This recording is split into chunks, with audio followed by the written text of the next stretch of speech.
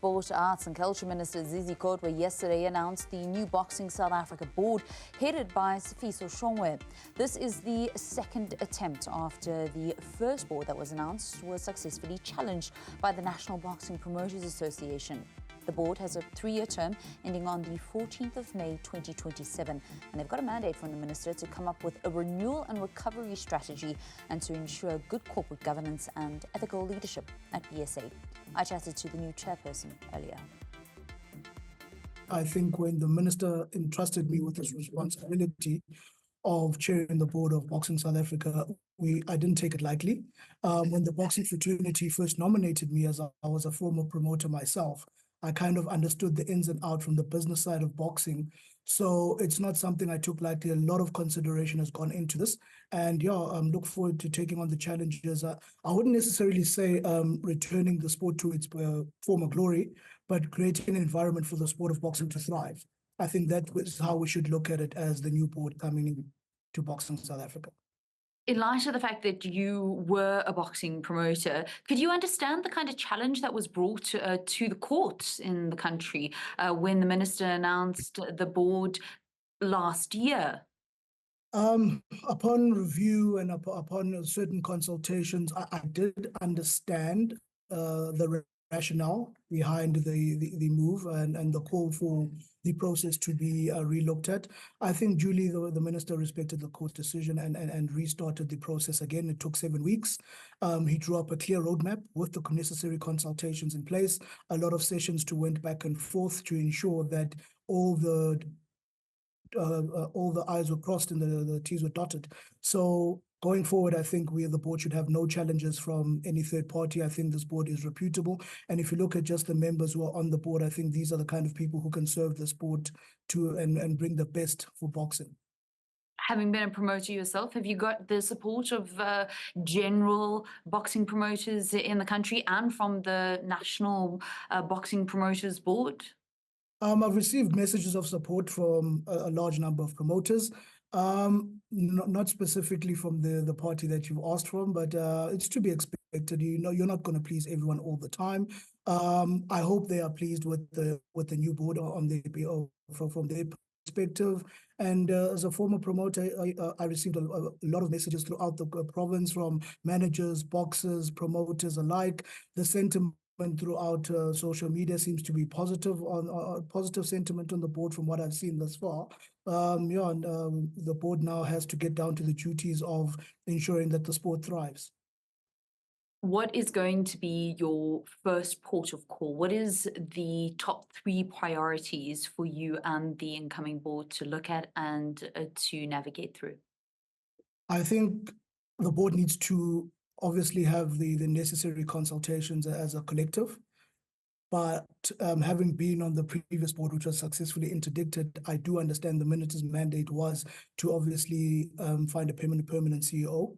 He was very adamant that, we have Mr. Nhlanganiso, who was acting in that position, who was then became the boxing authority, the accounting authority for BSA rather. And now that the board is in place, we have to find that permanent CEO, and I think there's a need to find a chief financial officer. As we know, Mr. Mamosadi, who was slain earlier this year, is no longer in that position. So there is a need to find someone who will be the CFO at Boxing South Africa as well.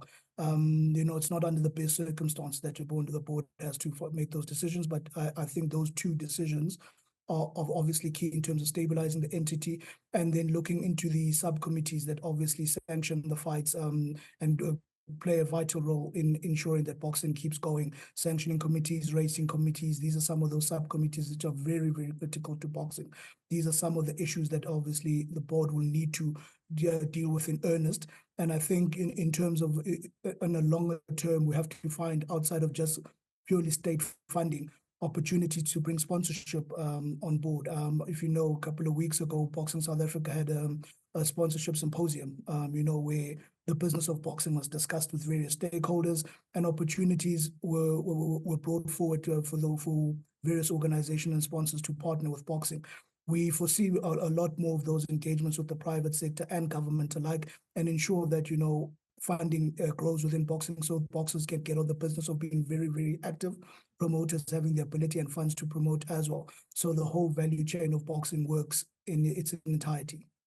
Will the new Boxing South Africa board, in conjunction with the ministry, be pushing for answers regarding the murder of your former CFO?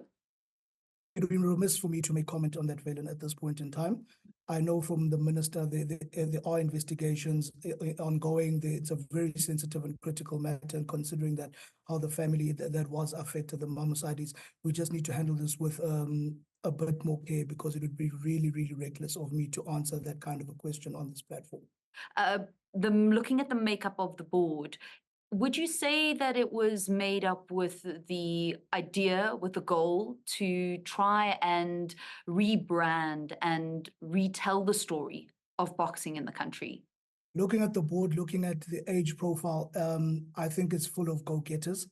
I think it's full of people who are going to go out there and shake up the landscape and bring practical skills to bear. As you've mentioned, there are storytellers on the team. There are doctors. There are many professionals. There's, Mr. Sodo's returned and brings a lot of institutional knowledge as it relates to boxing, the act and the business of boxing. All board members will be able to, bring something different, but collaboratively. It's such a great prospect to think of the potential that all 7 board members bring to the sport. And as you've mentioned, telling those stories and getting the sport of boxing front and center, where we worried less about fights in courts and we worried less about interdicts and who's where, but we're talking more about the sport of boxing, more about the fighters who are truly the champions in the sport, because we are all in boxing because there is a boxer. And I think at times we lose sight of that, and we do everything outside of that. If we can come back to that core thinking that because someone puts their bodies on the line, gets into a ring for our entertainment, what can we create that they can benefit while boxing, but long after they're gone, whether it be royalties and looking at that value chain of content creating, because they're part of creating that content. How can we create a vehicle for them to succeed post boxing? So I think that is a very big picture thinking that's well into the future. But I think in the short term, I think there's a lot of potential on the table from all 7 members.